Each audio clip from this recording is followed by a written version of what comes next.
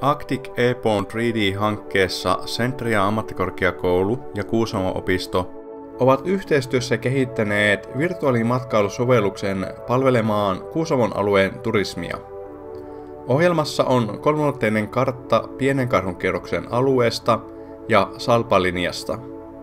Kartat on koostettu käyttäen Centrian tekemää MapMaker-ohjelmaa ja Maanmittauslaitoksen avoimia aineistoja hyödyntäen. Kartalla näkyy kuvakkeina taukopaikkoja ja mielenkiintoisia kohteita. Kuvaketta koskettamalla kamera siirtyy lähemmäs kohdetta. Kun kamera siirtyy lähemmäs kohdetta, tulee esille kuvakkeita.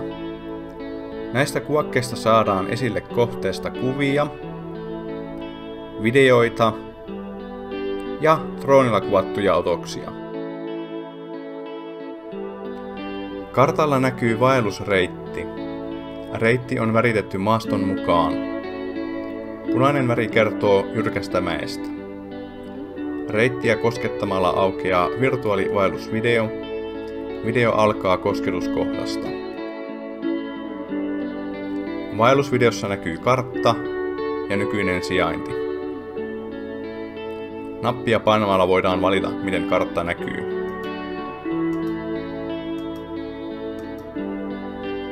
Karttaa koskettamalla voidaan videokelata haluttuun kohtaan. Alhaalta löytyy nappi, jolla vaellus voidaan pysäyttää, ja samaa nappia painamalla vaellus jatkuu. Vieressä on nappi, jolla vaellusnopeutta voidaan hidastaa, ja toinen nappi, jolla nopeutta voidaan lisätä.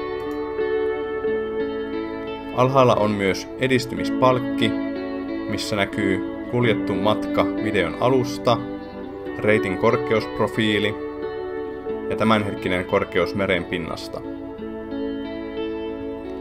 Myös tätä palkkia voidaan käyttää videon kelaamiseen. Kun video loppuu, palataan takaisin karttaan. Vaellusvideosta voidaan poistua milloin vain halutessaan.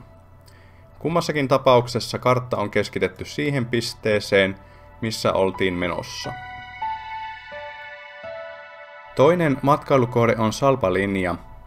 Ohjelma toimii Salpalinjalla samalla tavalla kuin karhunkierroksen alueella.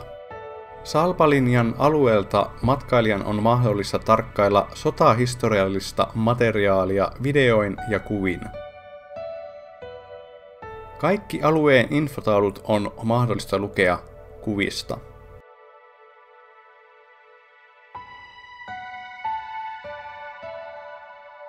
Myös Salpalinjan reitti näkyy kartalla, mutta virtuaalivaellusvideon tilalla on valmiiksi editoitu elokuva.